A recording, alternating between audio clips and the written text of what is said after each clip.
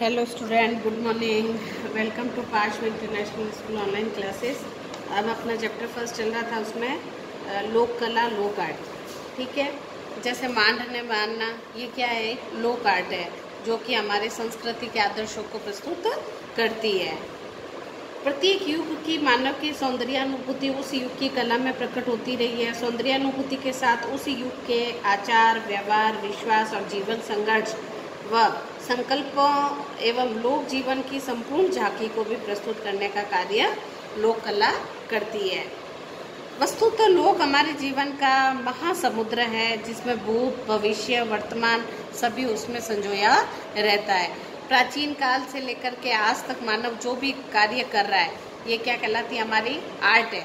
भाई, प्राचीन समय में मनुष्य गुफाओं में रहता था, है ना, पत्थरों से दीवारों को कुरेद करके उसमें कोयला या खनिज भरते थे, जिसको हमने देखा। ठीक है, तो हमें ये पता चला कि आदि मानव किस तरीके से अपना जीवन यापन करते थे। भारतीय लोक कला संस्कृति के आदर्शों का स्वरूप है और वस्तुतः लोक कला संस्कृति की उतनी जननी भी है और उसका पोषक भी है। देश काल और परिस्थिति के अनुरूप सामाजिक मूल्यों, मान्यताओं, परंपराओं में सैन्य धीरे धीरे कई सारे परिवर्तन हुए। आज अगर हम अपनी कल्चर देखें तो हमारे कल्चर में कई सभ्यताओं का प्रभाव देखने को मिलता है। जैसे प्राचीन वेस्टर्न संस्कृति, पश्चिमी देश हमारे कंट्री में आए, व्यापार करने के उद्देश्य आए, लेकिन हमने उनकी कई सारी आदतों को क्या कर लिया? ग्रहण कर लिया। क्यों? क्योंकि उन्होंने अपनी यहाँ कला बिखेरी और उस कला से हम प्रभावित हुए और हमने वो कला सीख ली। चित्रकारी में भी हमने पाश्चात्य कला को भी हमने सीखा, वहाँ के रंगों को लिया, वहाँ की चित्रकारी को अनुभव हमने लिया और हमने धीरे धीरे हमारी भाषा में, हमारे रहन सहन में, हमारे खान पान में सब पाश्चात्य संस्कृति का प्रभाव देखने को मिलता है। और पाश्चात्य संस्कृति ने पूर्वी देशों के कल्चर को कहीं ना कहीं जो कल्चर उन्हें अच्छा लगा वो उन्होंने थोड़ा सा अपनाया। हमारी परंपरागत लोक रुचियों के जीवन में जीवित रखने और भारत के विभिन्न प्रदेशों में लोक कलाओं ने जो अद्भुत कार्य किया है, वह विज्ञान और दर्शन की दृष्टि से उसको तुलना नहीं की जा सकती। आज अगर विज्ञान और कला की दृष्टि से हम तुलना करें तो तुलना करना संभव नहीं होगा। तो लोक कला किसी विशिष्ट व्यक्ति द्वारा सृजित नहीं है, बल्कि एक ये समाज द्वारा अनुष्ठानित प्रक्रियाओं के बीच फली फूली संस्कृति होती है, जो धीरे धीरे हमारे सामाजिक पोषण प्राप्त करके फूलती है या फलित होती है। नाना प्रकार के लोग उनकी अपनी शीतलता, छाया, उनके मधुर फलों का रसास्वादन भी करते हैं और यह सबकी संपत्ति है, किसी व्यक्ति विशेष की नहीं है। यानी जो कला हम जिसका अनुसरण हम कर रहे हैं वो हजारों वर्षों का एक मीठा अनुभव है, जिसे हम धीरे धीरे कालांतर में उसे अपने आने वाली पीढ़ी को प्रेरित करते हैं। यह निरंतर व्यवहार से इतनी प्रिय व पूजनीय बन जाती है कि यह विशिष्ट अनुष्ठानों, सांस्कृतिक पर्वों, उत्सवों का भी प्राण बन जाती है। लोक कलाकार किसी चित्रशाला में जाकर शिक्षा नहीं प्राप्त करता और न ही किसी गुरु सिद्धांत की शैली को जटिलता प्रदान करता है। वो नए सृजन की लोकेशना को दूर रखता है। अब लोक कला की क्या विशेषताएं हैं? Very important. नंबर 1 महत्वपूर्ण बिंदु सीधा आपको यही याद करना है। लोक कला सहज है, अपरिष्कृत है। लोक कला हृदय की सीधी नैसर्गिक छवि को प्रदर्शित करती है, हमारी भावनाओं को बताती है। लोक कला प्रविधि संसाधनों में कृत्रिमता और जटिलता नहीं होती है, बहुत सिंपल और साधारण होती है। अभ्यास की कोई विशेष आवश्यकता नहीं होती है, कला अंदर से उभरती है और इसमें कोई शिक्षण की आवश्यकता नहीं होती है, नहीं हमें कोई प्रशिक्षण लेना पड़ता है। पूरी कथा को एक ही चित्र में प्रतीकात्मक रूपों को भी प्रदर्शित करती है। यह विषय वस्तु धार्मिक उत्सवों, पर्वों, संस्कारों और लोकानुरंजनों से भी जुड़ी होती है। हम कई पर्व है, त्योहार है, तो हम अपनी कला को क्या करते हैं? अपने अंदर से बाहर दूसरी पीढ़ी को स्थानांतरित करते हैं। इसका रचयिता अज्ञात व अनाम है। अगर पूछा जाए ये लोक कला का रचयिता कौन है, तो इसके बारे में कोई जानकारी नहीं है। साधारण जन स्वयं ही इस कला का आश्रयदाता होता है। लोक कला शाश्वत है और उसकी परंपरा भी कभी लोप नहीं होगी। यानी अगर हम कहें कि लोक कला धीरे धीरे खत्म हो जाएगी तो ये असंभव है, क्योंकि ये निरंतर चलने वाली कला है। राजस्थान प्रदेश में लोक कलाओं की दृष्टि से अत्यंत समृद्ध प्रदेश है। यहाँ लोक जीवन से जुड़ी अनेक कलाएं प्रचलन में है, जिन्हें निम्न तालिकाओं से समझाया जा सकता है। अब देखो लोक कला क्या क्या है। नंबर 1 मांडना।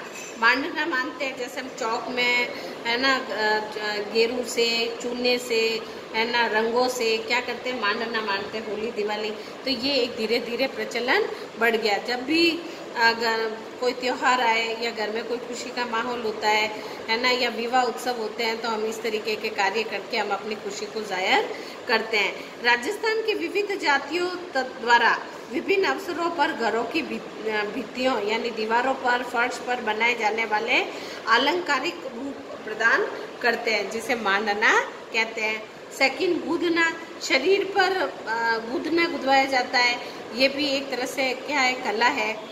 तो विविध जातियों द्वारा शरीर पर बनाए जाने वाले रूपाकार, जिसे हम अभी नए जमाने में क्या कहते हैं, टैटू, ठीक है। चित्राम यानी मेवाड़ क्षेत्र में मांगलिक अवसरों पर दीवारों पर बनाए जाने वाले रूपाकार चित्राम कहलाते हैं। मेवाड़ के अंदर दीवारों के ऊपर बहुत सारी चित्रकारी की जाती है। फड़ होता है सूती कपड़े पर चित्रकारी करके उसे गीत के माध्यम से सुनाना, ये एक फड़ कला कहलाती है। ये भीलवाड़ा में, शाहपुरा क्षेत्र में लोग देवी देवताओं के जीवन पर या किसी बड़े व्यक्ति के जीवन पर है ना चित्रांकन करके उनकी पूरी जीवनी को एक चित्र पे उतारा जाता है, फिर उसे गीत के माध्यम से उसे सुनाया जाता है। कावड़ लकड़ी के छोटे छोटे आकार का मंदिर, जिसके कपाट पर विविध हिस्सों पर विविध प्रकार के देवी देवताओं का मंत्र उच्चारण और गाथाएं लिखी होती है, जिन्हें अनुष्ठान के रूप में प्रदर्शित किया जाता है। मंदिर का जो भीतरी ग्रह होता है, जिसे गर्भगृह कहते हैं, उसके दरवाजे पर और कावड़ होती है और उसके ऊपर बहुत सारी चित्रकारी भी की होती है और देवी देवताओं की मूर्तियां भी बनी होती है। मिट्टी का काम, लोग देवी देवताओं के जीवन से जुड़े पक्ष पर मिट्टी का काम भी किया जाता है, जिसे खिलौने भी बनाए जाते हैं। ये भी हमारी क्या है, कला है। तो ये लोक जीवन से जुड़ी लोक कलाओं में लोगों में व्याप्त प्रतीकों को सहज ही देखा जाता है। इनमें लोक जीवन पूरी तरह प्रकट होता है। इसका उदाहरण राजस्थान के मांडनों में भी देखा जा सकता है।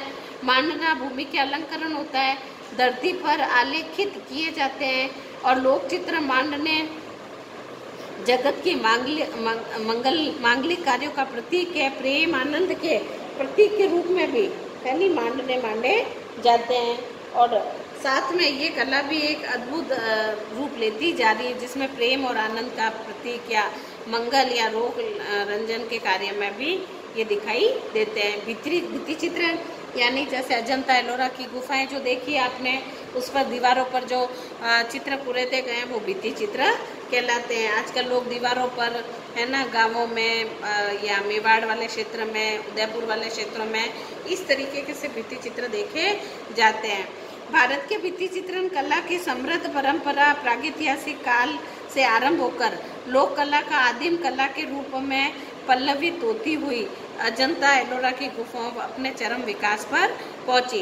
भारत में जोगीमारा की गुफाएं जो मध्य प्रदेश के अंदर है, आरंभिक काल में भित्ति चित्र बने। जोगीमारा के बाद अजंता की भित्ति चित्रण महाराष्ट्र प्रांत में औरंगाबाद से थोड़ी दूर गुफा मंदिरों का निर्माण हुआ है। यहाँ पर स्थापत्य के साथ साथ मूर्ति कला, भित्ति चित्रण कला का भी उन्नत परंपरा विकसित हुई है। अजंता के समान समृद्ध चित्रण परंपरा के युक्त 5वीं व 6वीं शताब्दी से बने बाघ गुफाओं के चित्र भी यहाँ देखने को मिलते हैं। मुंबई प्रांत में आईहोल नामक स्थान के पास ही बादामी में चालुक्यों द्वारा निर्मित गुफा मंदिरों में भी भित्ति चित्रण मिले। कला की दृष्टि से अपने काल में उत्तम चित्र यही थे। मद्रास में भी मिले, बहुत सारे गुफा मंदिर मिले जैन धर्म से संबंधित, है ना। और इसके अलावा वेरूल एलोरा के अजंता एलोरा की गुफाओं में भी भित्ति चित्रण पहाड़ों पर देखने को मिले। लघु चित्रण क्या है? अजंता और बाघ आदि के चित्रों के बाद भारत में 9वीं शताब्दी में पाल और जैन शैली आरंभ हुई, जिनके ताड़ पत्रों पर छोटे छोटे चित्र बनाए गए थे और ये चित्र कागज के रूप में भी बनाए गए थे। राजपूत शैली, मुगल शैली, समकालीन शैलियों में कागज पर बनाए गए लघु चित्रों की परंपरा का भी विकास हुआ और इस प्रकार भारत में लघु चित्रों का प्रारंभ जैन एवं अभ्रन शैली के रूप में माना जाता है। 15वीं से लेकर के 18वीं शताब्दी के बीच लघु चित्रण की परंपरा बढ़ी और राजस्थान के अंदर मेवाड़, मारवाड़, कोटा, बूंदी, जयपुर, किशनगढ़ आदि क्षेत्रों में लघु चित्रण विकसित हुए। प्रारंभ में लघु चित्रण ताड़पत्रों के ऊपर चित्रित किए गए, जिनमें रंगों का प्रयोग हुआ। कालांतर में लघु चित्रों को मुख्य वसूली के रूप में भी जाना जाता था। अब कल पढ़ेंगे चैप्टर टॉपिक सामग्री, ये इनके जो चित्रकारी के अंदर कौन कौन सी सामग्री और विधियों का प्रयोग किया जाता है। Thank you.